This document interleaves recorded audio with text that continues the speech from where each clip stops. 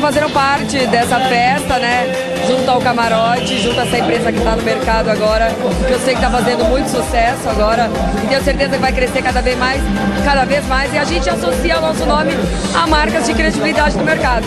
E fui muito bem recebida, todos estão de parabéns, camarote muito bem organizado, a empresa também, o pessoal tá assim, muito bem estruturado, eu acho que só tem a crescer cada vez mais. Eu quase 13 anos de televisão e poder viajar assim o Brasil inteiro e poder fazer parte dessas empresas que estão aí, né, se expandindo no mercado, é uma coisa maravilhosa. Eu só desejo sucesso a eles e obrigada pelo carinho de todos vocês, me receberam super bem.